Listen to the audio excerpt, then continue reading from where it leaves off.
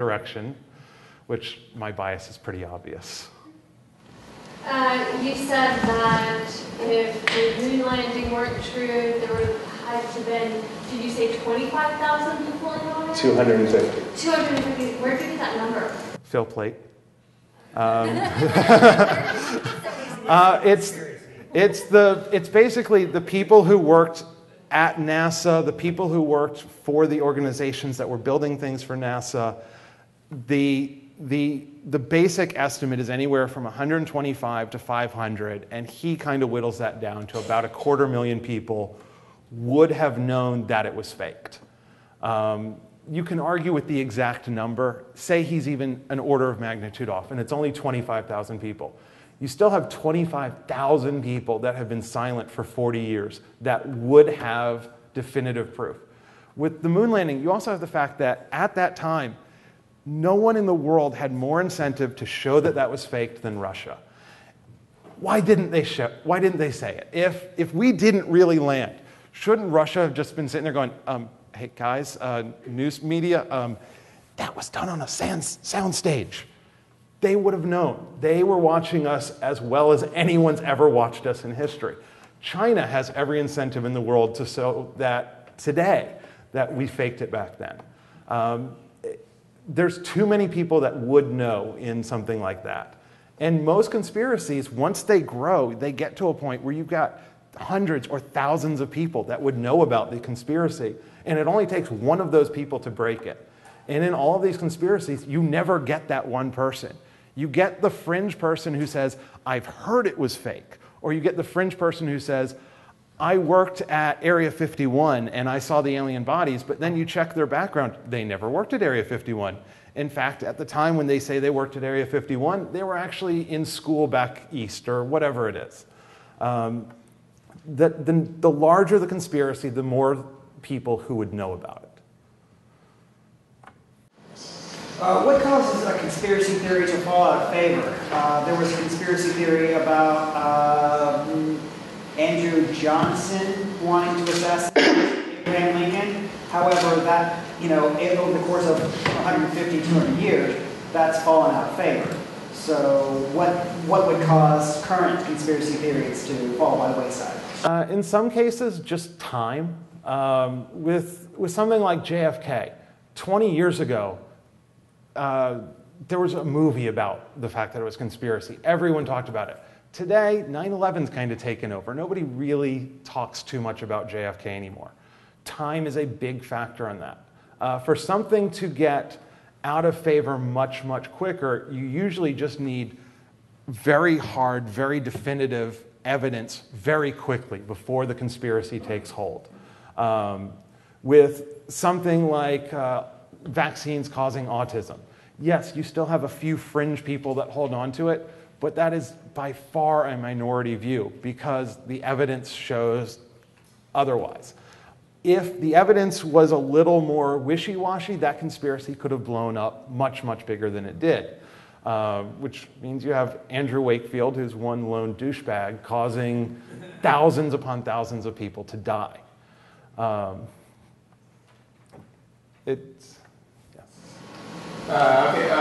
quick, small correction / caveat to what Bruce said. 9/11 truth is pretty bipartisan. In fact, I think it's more leftist, unfortunately, the buy that. It started very left-wing, but it's gotten a lot more right-wing over the years.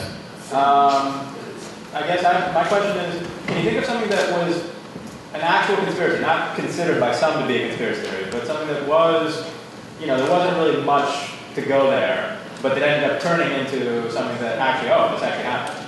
Watergate. Okay. Watergate's a perfect one. There were people who had said things, and there was a lot of whispers around D.C. before the story broke that something had gone on. And as soon as the story broke, it went from, there's this fringe conspiracy theory to, fuck, Nixon was an asshole.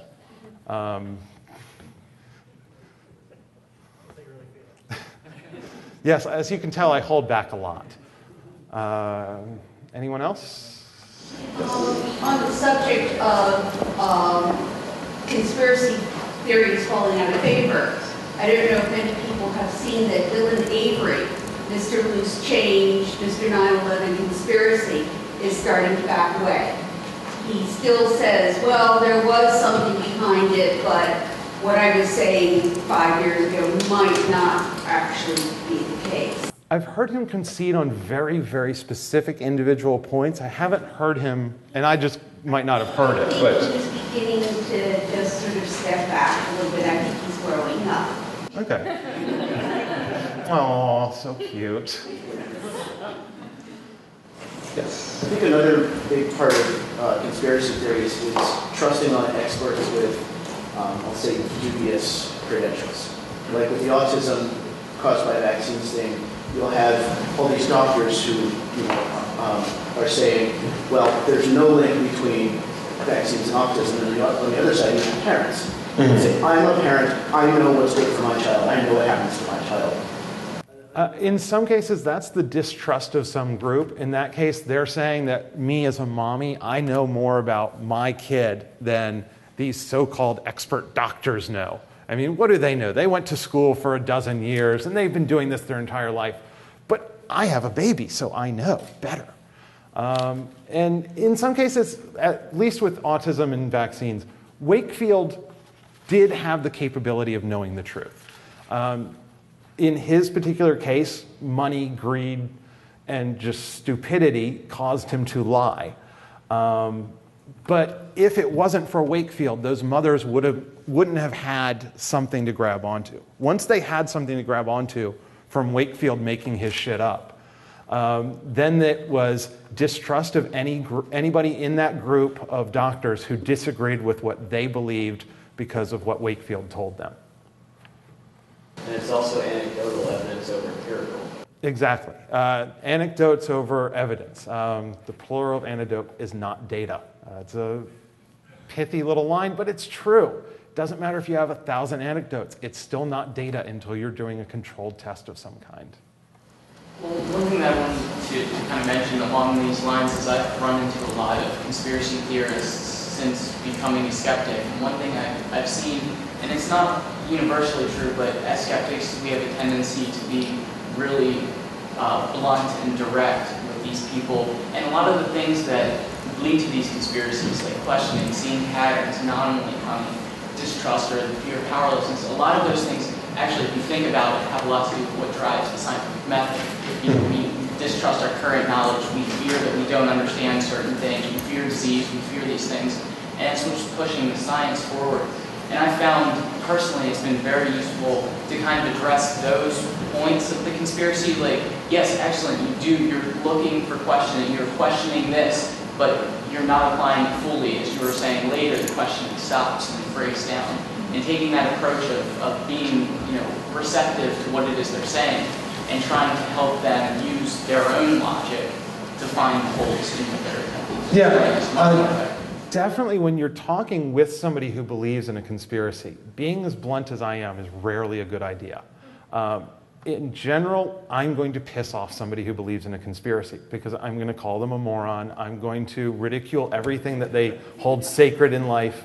I shouldn't be the one going out there trying to tell people why their conspiracies are wrong, just because I have fun ridiculing them. But if you really want to reach these people, you have to do what you said. Sit there and explain to them, yes, what you're doing is a good thing. Looking for anomalies is good. Don't take it too far. Seeing patterns is good. It's reasonable. It's rational. Don't take it too far. Questioning is always good. Never stop questioning. But eventually, you will find answers. Once you find answers, you don't need to keep asking the same question over and over and over and over and over again.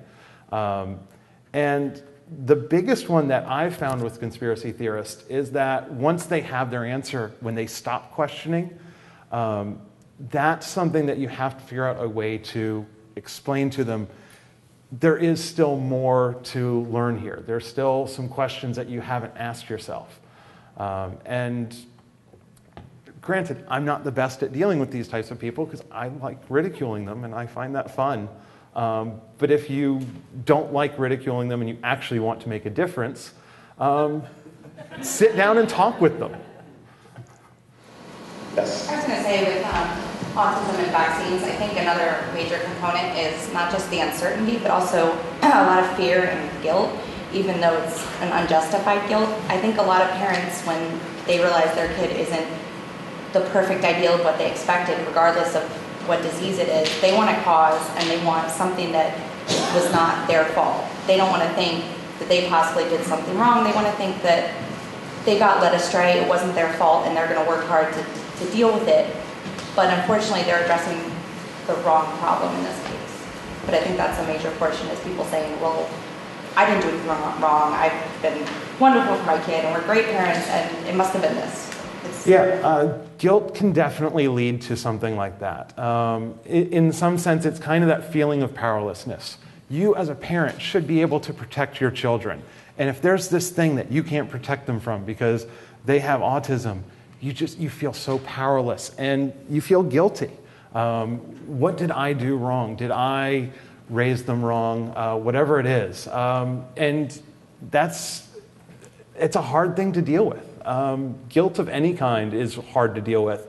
Guilt over something that affects your children has got to be unimaginably horrible. All right, one last question. Anybody? Yes. How often is the other group being distrusted the government as opposed to some other group? How often is the government? In most cases, it's going to be a large group. Whether it's something like the Catholic Church or some large organization or some fictional large organization like the Illuminati. Because the government is such a large one, it's going to be them a lot. But I'm done. Thank you all.